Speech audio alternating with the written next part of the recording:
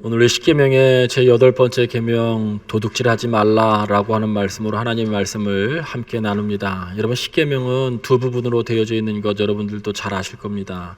첫 번째 계명부터 네 번째 계명은 하나님을 어떻게 예배하고 섬길 것인가, 예배에 대한 말씀입니다. 다섯 번째 계명부터 마지막 10번째 계명은 하나님께서 내 주변에, 내 옆에 보내주신 사람들과 어떤 관계를 맺으며 살아갈 것인가, 사람과의 관계예요. 신앙이 깊다는 것, 어떤 한 사람의 신앙의 인격이, 여러분, 신앙의 인격이 정말 깊다는 것, 또 성숙하다는 것은 여러분 다른 것으로 알 수 있는 척도는 그리 많지 않습니다. 그러나 이 십계명의 구조를 자세히 보면 정말 우리들이 신앙이 깊다는 것은 하나님께서 내게 보내준 사람을 어떻게 대하는가라고 하는 것을 보면 그 사람의 신앙의 성숙, 그 사람의 신앙의 깊이를 알 수 있는 것이죠. 우리가 사람을 어떻게 대하는가 보면 인격을 알 수 있는 것처럼 여러분, 우리들에게 보내주신 사람과 어떤 관계를 맺고 살아가느냐라고 하는 것에 따라서 정말 우리들이 하나님을 잘 섬기고 있는지, 예배하고 있는지, 그의 신앙의 깊음이 있는지를 알 수 있다는 것이죠. 바로 이 5계명부터 10계명까지는 10번째 계명까지는 바로 그러한 사람과의 관계에 대한 것입니다. 예수님은 이 사람과의 관계에 대한 얘기를 하면서 우리의 내면이 중요하다라고 말씀하셨어요. 우리 안에 있는 탐심, 탐욕, 정욕이 결국엔 죄를 짓게 만드는데 바로 이 5계명부터 10계명까지를 어기게 만드는 것이죠. 그래서 5계명부터 10계명은 서로 연결되어져 있기도 하고 강화되어 있기도 합니다. 또 한 가지 우리들이 기억해야 될 것은 살인하지 말라, 간음하지 말라, 도둑질하지 말라라고 하는 이 계명 속에는 여러분 목적어가 없다는 것을 기억하셔야 돼요. 그러니까 누구누구를 이런 표현도 없으시고 그냥 간음하지 말라, 그리고 살인하지 말라는 것. 특별히 가장 많은 목적어가 들어갈 수 있는 것, 그래서 가장 넓게 해석할 수 있는 말씀이 바로 이 8번째 계명인 도둑질하지 말라는 거예요. 거기에 목적어가 없어요. 그러니까 이 목적어를 다양한 것을 넣을 수 있는 것을 우리들이 기억하셔야 되는 것이죠.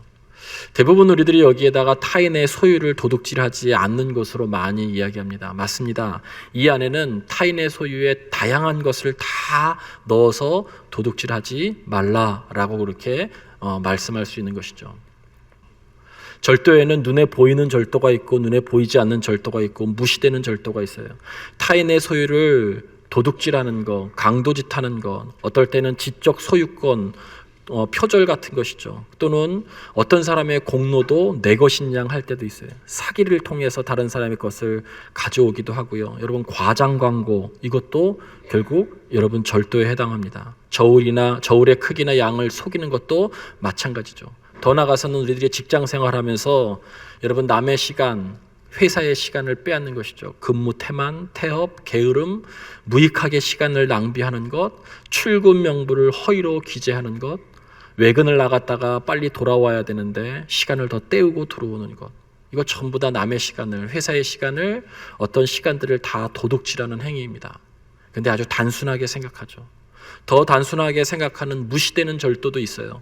공동체 안에서, 회사 안에건 교회 안에서건 함께 쓰는 사무용품을 내 것이 아니라고 해서 함부로 쓰는 것. 여러분, 그런 것들이 함부로 쓰는 것, 생각 없이 쓰는 것 때문에 여러분 많은 것들이 여러분 소비되고 소요되는 것, 이것도 절도에 해당하는 거예요. 우리의 삶 가운데에서 사실은 도둑질하지 말라라고 하는 것이 대단히 먼 얘기 같지만 자세히 들여다보면 이 도둑질하지 말라는 것이 우리 사회에 도둑질하는 것이 만연되어 있어요. 성경은 이것에 대해서 너무나도 명확하게 말씀하고 있어요. 스가랴서 5장 3절 말씀에는 도둑질하는 자는 저주를 받아 끊어질 것이다 라고 말씀하고 있고, 오늘 출애굽기 20장 15절에 도둑질하지 말라라고 하는 그 다음에 나와 있는 21장부터 22장에는 사람과 사람 사이의 관계에 이 십계명을 더 구체적으로 설명하면서 22장 4절부터 7절에 도둑질에 대한 말씀이 나오는데, 도둑질한 것은 반드시 2배로 갚아라 라고 얘기했어요. 2배로. 그리고 끝까지 최선을 다해서 갚아야 한다고 말씀하고 있어요. 여러분, 잘 생각해 보세요. 부모를 공경하지 못하는 것, 살인하는 것, 간음하는 것은 성경에 보면 반드시 죽일진이라고 말씀하고 있는데, 도둑질만큼은 죽이지는 않아요. 어떤 것으로 표현하고 있냐면 배상하라고 얘기하고 있어요. 배상. 그런데 더 깊게 이 정신이 담겨져 있는 것, 구약의 율법의 정신이 담겨져 있는 것은 바로 이 잠언서 6장 30절부터 31절 말씀이에요. 이 안에 하나님의 마음이 담겨져 있어요. 8계명에 대한 마음. 자, 우리 한 목소리로 합독합니다. 시작.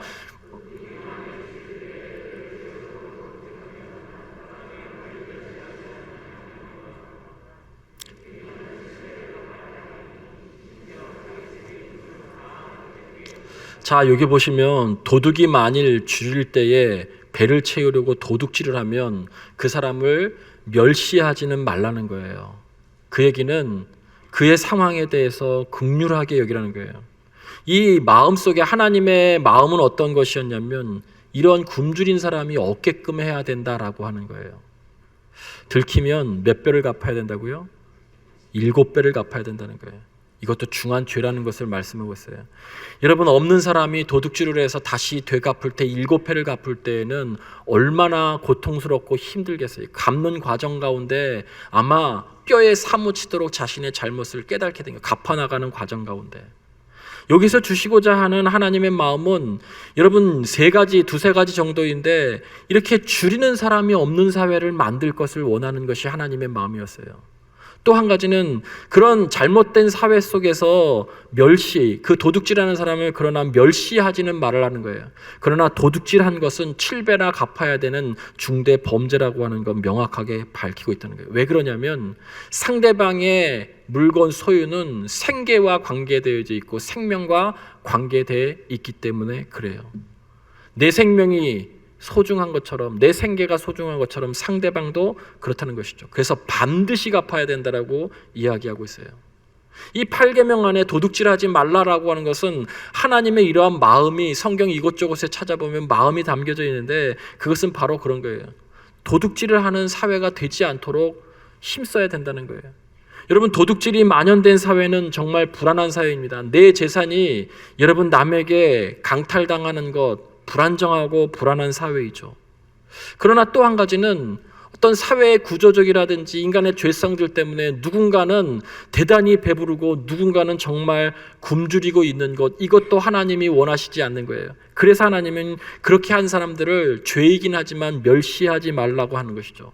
그래서 구약의 율법 가운데 이 부분을 이 도둑질하는 이런 잘못된 관행들이 없게끔 하게 하나님께서 만들어 놓으신 것이 사회보장 제도예요. 율법에 그것을 만들어 놓으셨어요. 고아와 과부와 나그네들, 이런 사람들은 반드시 그들을 돌봐야 되는 것이 공동체 안에 있는 사람들의 의미였어요. 고아와 과부와 나그네는 여러분 그들을 위해서 농사를 지면 밥 모퉁이를 반드시 남겨놔야 됐고 나무의 결실도 다 따지 않고 그들의 것을 남겨놔야 됐고 이삭줍기를 통해서 그들이 걷어갈 것을 반드시 남겨놓게 했다는 거예요. 그것이 여러분 그 공동체 안에서 함께 가지고 있었던 그러한 정신이며 율법에 기록된 거예요. 더 나아가서는 성읍의 가난한 자들을 위해서 그 공동체 안에 있는 사람들이 매번 내는 11조 말고 매년 3년마다 한 번씩 한 번 더 11조를 내어 그것들을 모아서 가난한 사람들에게 섬기도록 3년마다 한 번씩 11조를 또 냈다는 거예요. 여러분, 이것이 가지고 있는 율법에서 바로 도둑질을 하는 그런 사회가 되지 않도록 불안한 사회가 되게끔 하지 않게끔 하기 위해서 율법에서 사회 보장 제도를 만들어 놓은 것이죠. 아니 왜 교회가 국가가 해야 될 사회 보장 제도에 힘쓰나 신경을 쓰나 이렇게 이야기할지도 모르겠지만 여러분 결코 그렇지 않아요. 정부만의 일이 아니라 기독교인들이 이 사회가 정말 평안하고 안정되게끔 하기 위해서 반드시 나눔이 있어야 된다는 거예요. 구약은 그것을 너무나 명확하게 법으로서 규정하고 있어요. 그러나 그 안에 하나님은 이것도 담겨 놓으셨어요. 노동의 대가 없이 무엇인가 얻고자 하는 것은 창조 섭리에 어긋나는 도둑질하는 행위라는 거예요. 노동의 대가 없이 얻게 되는 불로소득. 여러분, 우리 설명하지 않아도 이 사회에 얼마나 많아요. 노동하지 않았는데도 무엇으로 인해서 얻게 되는 불로소득. 누군가는 그것을 얻게 되고 누군가는 얻게 되지 못하기 때문에 사람들이 불안해지고 사람들의 마음이 안정이 오지 않는 것이죠. 청년들은 희망이 없다고 이야기하는 것이죠. 도둑질이 만연된 불안한 사회예요. 힘 있는 자는 그 힘을 통해서 좋은 정보든 어떤 힘을 통해서 또 더 많은 부를 축적하는 사회 시스템, 여러분 이것들도 도둑질이 만연된 사회예요. 불공정한 사회, 불평등한 사회에 대해서 이 8계명은 단순하게 도둑질하지 말라라고 하는 것이 아니에요. 왜 그런 사회가 되지 않도록 해야 되는가에 대해서 분명하게 하나님의 마음을 밝히고 있어요. 그것을 선지자들이 너무나 명확하게 말씀하고 있어요. 아모스 선지자, 미가 선지자, 이사야 선지자. 여러분 미가서 3장 1절부터 5절까지의 말씀에 보면 그렇게 나와 있어요. 고관대작들이, 사회 지도층들이 가난하고 헐벗고 굶주린 사람들을 오히려 더 공정한 재판을 해야 되는데 그렇게 하지 않고 뇌물을 받아서 그들을 더 어렵게 만든다는 거예요. 뇌물을 받아서 부를 축적하는 거예요. 성경에는 그것을 어떻게 말씀하고 있냐면 그 가난하고 헐벗고 굶주리는 사람들이 고통스러운 사람들인데 표현하기를 미가 선지자는 그들의 살을 먹으며 그들의 가죽을 벗기고 그들의 뼈를 꺾어서 다지기를 냄비와 속 가운데 담아서 자신들이 고기처럼 탐한다라고 그렇게 이야기하고 있어요. 가진 사람들이 더 가졌다는 거예요. 나누지 못하고 자신이 가지고 있는 권력이나 힘을 통해서 더 많이 갖게끔 하는 거예요. 하나님의 선지자 미가는 이것을 철저하게 경고하고 있어요. 여러분 나눔은 그래서 우리들이 해야 될 실천 중에 하나예요. 그것은 결국 이 구약 때부터 그리스도인들이, 하나님의 백성들이 이 사회 속에서 해야 될 책임과 의무가 그대로 말씀 안에 담겨져 있는 거예요. 더 광의적으로 해석하면 도둑질하지 말라는 것은 단순하게 타인의 것을 훔치지 말라라고 하는 것을 넘어서서 소외되고 굶주리고 사회 시스템 속에서 정말 굶어 죽어가는 사람들을 외면하는 것, 그 자체가 도둑질하는 것이다라고 하는 거예요. 그들을 외면하는 것. 내가 지금 배부르다고 해서, 내가 지금 안정적이라고 해서, 내가 지금 괜찮다고 해서 그 사람들을 외면하는 것 그 자체가 이 도둑질하지 말라라고 하는 하나님의 마음에 여러분 합당하지 않는 거예요. 이 하나님의 8계명 안에는 그런 도둑질이 만연된 그런 불안한 사회를 하나님은 원치 않으셨던 것이죠. 그 사회를 방지하기 위해서 하나님은 사회 시스템을, 사회 보장 제도를 구약시대 때부터 만들어 놓은 것이죠. 그것을 우리들이 실천하는 것이 여러분 나눔이에요. 나눔. 여러분 도둑질하지 말라라고 하는 것에 오늘 이 시대에 우리들에게 두 번째로 또 한 가지 생각해야 되는 것은 이 목적어 안에 여러 가지가 들어갈 수 있지만 성경 안에 우리들이 정말 생각해 봐야 될 것은 사무엘하 15장 5절부터 6절까지의 말씀에 보면 다윗의 아들 압살롬이 아버지의 왕자를 찬탈하기 위해서, 탈취하기 위해서 아버지에게 향한 백성들, 이스라엘 백성들의 마음을 중간에서 다 현혹시키고 가로채서 그의 이스라엘 백성들의 마음을 훔쳤다라고 나와 있어요. 성경은 이렇게 이 얘기해요. 이스라엘 백성들의 마음을 압살롬이 훔치니라라는 거예요. 도둑질하지 말라라고 하는 그 앞에 목적어가 사람의 마음을 훔치지 말라, 이렇게 적용할 수 있는 말씀이죠.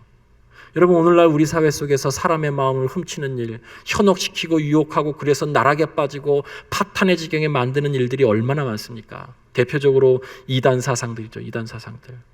잘못된 이상 사상들에게 유혹되어져 가지고 결국 사람의 마음을 현혹시키고 훔쳐서 가정이 파괴되어지기도 하고 그의 인생이 완전히 나락에 빠지는 경우들이 얼마나 많아요. 그것만 있나요? 여러분 이 땅에 지금 일어나고 있는 양분된 분열도 다 궁중 심리를 이용해서 선동하고 있는 것이죠. 정치 행태들이 그렇습니다. 통합과 하나됨에 힘쓰기보다는 어떻게 하면 이들에게 거짓 정보, 잘못된 것 갈라치기를 해가지고 내 당과 내 개인의 이익을 맛보려고 하는 그런 행동들, 사람의 마음을 훔치는 거예요. 훔치는 것. 여러분 거기엔 거짓 증거들이 있어요. 유튜브를 통해서, 거짓 정보를 통해서. 결국 이것은 여러분 8계명과 9계명에는 함께 연결되어져 있는 거예요. 여러분 이런 현상들이 지금 한국 사회의 가장 큰 몸살을 앓고 있는 것이죠. 그 현상도 보면 도둑질하는 사회인 거예요. 그래서 지금 우리가 불편하고 마음이 답답하고 안타까운 것이죠. 불안한 사회를 살고 있는 이유는 도둑질이 만연된 사람의 마음을 훔치는 그러한 일들이 여러분 비일비재하게 일어나기 때문에 그래요. 정치권만, 사회만 그렇습니까? 교회도 그래요. 교회도 자신의 의견을 관철시키기 위해서 사람들을 뒤에서 조종하기도 하고 선동하기도 해요. 하나님의 뜻이 무엇인가 헤아리고 기도하기보다는 내 뜻을 관철시키기 위해서 사람들을 선동하고 조종하기도 한다는 거예요. 여러분, 그래서 한국교회가 깨지고 갈라지고 분열돼서 예배를 다른 곳에서 드리고 정말 교회가 깨져서 다시 그냥 분열되는 일들이 지금 한국교회에서 얼마나 많은지 모릅니다. 압살롬 같은 사람들이 있어요. 압살롬 같은 사람들. 압살롬이 이스라엘의 백성들의 마음을 훔친 것 같이 선한 하나님의 사람들의 마음을 훔치고 현혹해서 완전히 분열을 일으키는 사람들이 있다는 거예요. 우리도 정신 차려야죠. 하나님의 뜻을 구하고 하나님의 뜻이 공동체와 개인 안에 어떤 것인지 분별해야 되는데, 어떤 것이 하나님이 더 원하는 것이 알아야 되는데 그저 내 뜻을 관철시키고자. 여러분, 압살롬의 최후를 기억해야 됩니다. 압살롬의 최후를 기억해야 돼요. 사람의 마음을 훔치는 것, 성경은 분명하게 도둑질이라고 말씀하고 있어요. 마지막 더 광범위하게 말라기서 3장 1절부터 12절까지, 특별히 5절부터 7절까지 말씀에 너무나도 명확하게 말씀하고 있는 것은 하나님의 것을 도둑질하지 말라, 이렇게 말씀하고 있어요. 이 하나님의 것이라고 하는 것에는 정말 많은 것이 들어가는 거예요. 그래서 한마디로 이야기하면 하나님께서 내 삶에게 주셨던 주권적인 하나님의 목적이 있는데, 이 목적에 따라서, 그 의도에 따라서 살지 못하는 것, 그리고 하나님께서 내게 주신 건강, 물질, 은사, 이 모든 시간, 외모, 모든 것에 이르기까지 그 의도에 따라서 쓰지 않고 나만을 위해서 쓰는 것, 여러분, 그것을 사회적으로 이야기할 때는 배임과 횡령이라고 이야기하죠. 하나님의 것을 하나님의 나라를 위해서 쓰여야 되는데 하나님의 나라를 위해서 쓰지 못하고 그 의도를 벗어나고 나를 위해서 쓰여지는 것, 이것은 하나님의 것을 도둑질한다고 말라기 선지자는 강력하게 말씀하고 있어요. 여러분, 말라기서 3장 8절에 그렇게 분명히 말씀하고 있습니다. 하나님의 것을 도둑질한다고. 너희들이 왜 이 온 나라가 나의 것을 도둑질하느냐, 온 나라가 왜 나의 것을 도둑질하느냐라고 말씀하고 있어요. 너희들은 저주를 받을 것이다. 그러면서 거기에 대표적인 것을 하나 말씀하고 있는데 그것이 11조예요. 아, 우리 목사님이 드디어 헌금을 강요하기 시작하셨구나. 이렇게 받으시는 분들은 찔리는 것이죠. 여러분, 잘 들어보세요. 잘못된 재물관 때문에 우리들이 11조를 오해합니다. 11조라고 할 때 여러분은 10%를 생각하면 안 돼요. 10%의 의미가 아니에요. 10분의 1이라고 할 때 1이라고 하는 숫자는 유대인들에게 있어서, 히브리 사람들에게 있어서 처음 것을 상징하고 1이 첫 번째 숫자이기 때문에 이 1이라고 하는 숫자가 상징하고 있는 것은 모든 것을 상징하는 거예요. 이스라엘 백성들에게 1이라고 하는 것은 모든 것을 상징하는 거예요. 10의 1을 드리지만 그 마음의 신앙 고백은 모든 것을 드리는 마음으로 하나님 앞에 드리는 거예요. 그의 뜻은 무엇이냐면 내가 지금 가지고 있는 것도 내 것이 아니라는 거예요. 하나님의 것이라는 거예요. 11조는 그래서 누구에게 강요하는 것, 강요받을 것도 아니고 강요할 것도 아니에요. 자기 스스로가 이 모든 것이 하나님의 것이라고 스스로 인정하게 되면 자연스럽게 자발적으로 하나님 앞에 신앙 고백으로 드리는 자발적인 헌신이에요. 자발적인 헌신. 하나님, 모든 것이 당신의 것입니다. 그 마음으로 10분의 1을 드리는 것이죠. 10분의 1을 드리지만 모든 것을 드리는 거예요. 내가 하나님의 백성이고 하나님의 피조물이고 하나님으로부터 모든 것을 받았고 하나님의 것을 내가 사용하는 청지기일 뿐입니다 라고 하는 것을 말하고 있는 것, 그것을 고백하는 것이 11조예요. 여러분, 역대상 29장 11절부터 12절 말씀은 외웠으면 좋겠어요. 외웠으면. 여기에 이 절대 주권자, 모든 것을 가졌다라고 하는 절대 주권자 다윗이 성전을 봉헌하는 예물을 준비하면서, 성전 건축에 전에 그 성전 건축에 들어가는 모든 것을 준비하면서 하나님 앞에 올려드렸던 자신의 신앙 고백이에요. 여호와여, 위대하심과 권능과 영광과 승리와 위엄이 다 주께 속하여 싸우니 천지에 있는 것이 다 주의 것이로소이다. 여호와여 주권도 주께 속하였사오니 주는 높으사 만물의 머리심이니이다. 부와 기가 주께로 말미암고 또 주는 만물의 주제가 되사 손에 권세와 능력이 있사오니 그 권세로는 모든 사람을 크게 하고 능력으로는 모든 사람을 강하게 하시는 그 모든 것이 주의 손에 있나이다. 여러분, 여기에 전부 다 하나님의 것이고 하나님께 속해 있고 하나님의 것이라고 분명히 말씀하고 있어요. 모든 것을 가졌다라고 하는 절대 주권자 다윗도 내 것이 아니고 다 하나님의 것이라고. 이 말씀이 진리의 말씀이고 이 말씀이 믿어지고 이 말씀이 신앙으로 고백되는 사람들이 하나님 앞에 11조를 하는 자발적인 헌신인 거예요. 여러분, 이게 안 되기 때문에 그것을 강요라고 생각하고 그것을 다른 것으로 생각하는 것이죠. 성경은 11조를 도둑질한다라고 하는 것을 물질의 문제, 이 어떤 그런 것이 아니고요, 신앙 고백의 문제로 이야기하고 있는 거예요. 신앙의 고백. 너가 나를 정말 창조주로 인정하는가 고백하는가를 묻고 있는 가장 대표적인 것이 11조이고 그것을 인정하는 가장 자발적인 표현, 헌신, 내가 그리스도인이다, 하나님의 백성이다라고 표현하고 있는 것이 여러분 바로 11조예요. 얼마나 설교가 무거우면 지금 얼마나 분위기가 무거운지 모르겠어요. 물질의 문제만 나오면 물질의 문제가 아닙니다. 우리의 신앙의 고백의 문제죠.